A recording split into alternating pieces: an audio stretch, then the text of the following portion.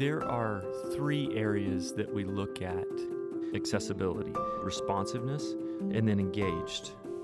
Welcome each one to Breaking Bread, the podcast brought to you by Apostolic Christian Counseling and Family Services. Great to have you along. Today we're going to air the second half of our podcast series on connection in marriage, where I'm interviewing Kaleb Beyer. In our last episode, we talked about how important connection is, that we have a deep need for it, and also our unhelpful responses to the lack of connection, which is often aggression or withdrawal. Today we're going to needle into how then do we connect. Glad to have you here. So Rebecca and I get disconnected. Okay.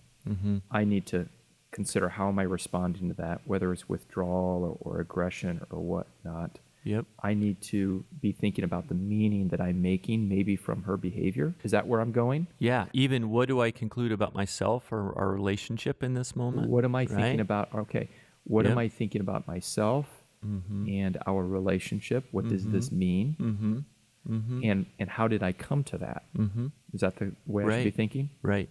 Yep. Okay. How do I get the right answer? So this isn't about cognitively thinking my way through the process of disconnection.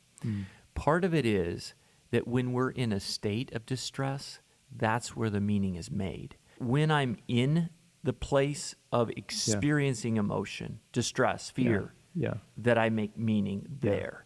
If I learn to shut that down and suppress that, it's really difficult for me to make sense out of even meaning, even what's happening in my relationship. So part of it is me growing in awareness and comfort level of starting to experience some of these emotions and what they're saying.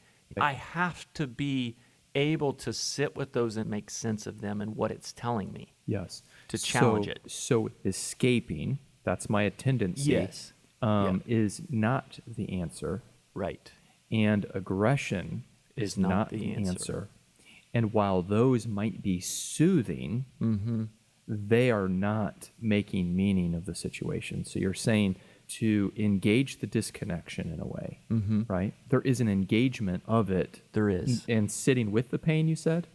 So there is an endurance of the pain that allows the meaning to be surfaced. Yes. Is that true? That's true. Maybe your family has gone to Lake Michigan. We go up there.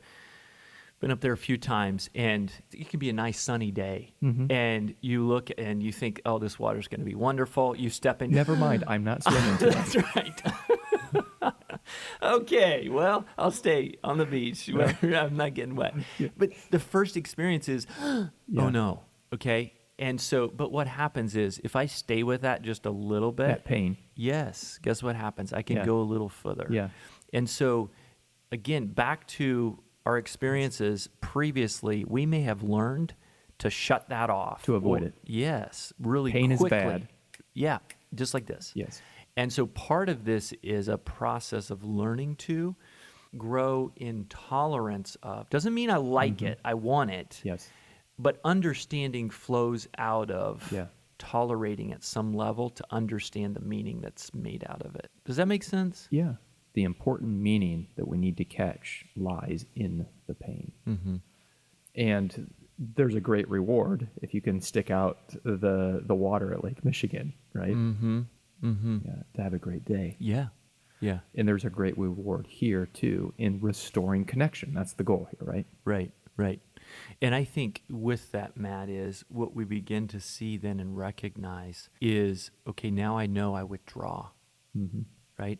And I withdraw because this is how I learned to, cope with pain, is just to avoid or suppress, okay?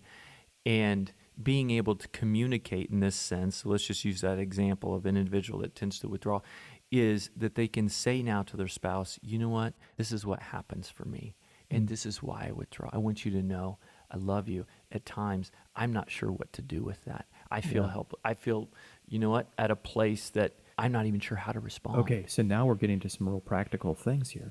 You've just suggested an answer, saying, this is what I'm wanting to do, and you're informing your spouse on how to make meaning of it. Right. You're adding meaning to the pool of shared meaning rather than your spouse just seeing Letting you it go up. out to the garage and, tinker around or, Okay. Yep. How about to the aggressive one? Yep. How might they adjust? So for them, recognizing again that oftentimes this kind of aggression comes from a place of fear underneath it, okay? And so being able to say to their spouse, you know what? Obviously, not in the moment. This takes reflection and calming down. But you know what? I realize I do come on strong. And I realize that's not helpful, right? To a relationship or connection. What I really want is to be understood, to be seen, to be noticed, to be whatever that is, formulate, and this is how that happens, right, for that individual. Right. And so what you're doing is you're saying, you know what, the tip of the iceberg you see, which is either the aggression or the withdrawal, that's there. I acknowledge it, and I take responsibility. That's not helpful for our relationship, right? So there's a sense of acknowledgement and responsibility. And then I want you to know that underneath this is really what I desire, and this is what I want. And I know sometimes I blow at communicating that. You get mixed messages. Of course you do. This is what I'm longing for. Right? And so and what really made sense to me when you said, this is what I'm afraid of. I'm afraid of being disconnected with you. And what an opportunity for a spouse to lay to rest that fear, right?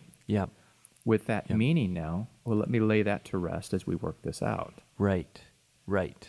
Is that where some real help is made? Absolutely. When we understand one another, then we can speak to that fear or that worry or that tendency. Or sometimes shame.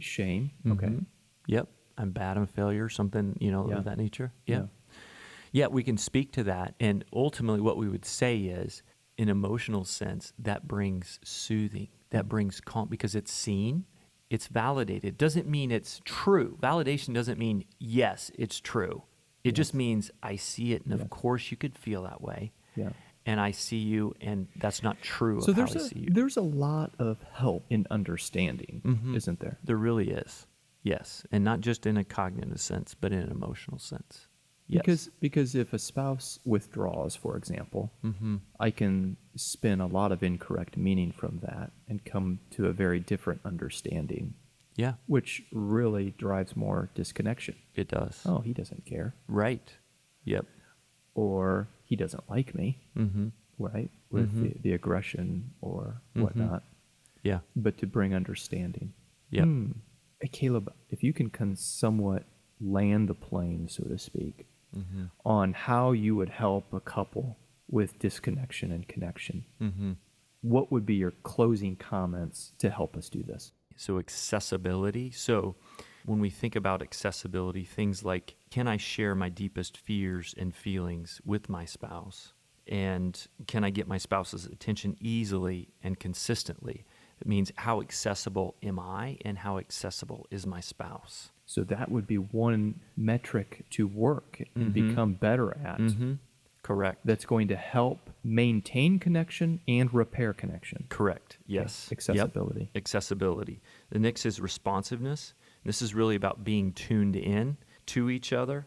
So if I need comfort, so if I'm in distress and I need comfort and connection, that my spouse will be there for me, and that I find it helpful to lean on my spouse when I'm in distress, right? There is this sense that when I'm in distress and I go to my spouse, they are responsive in a healthy and a safe way. You know what? Vocabulary is really important. And I think what you're doing is you're giving us some vocabulary to say, honey, I'm responding.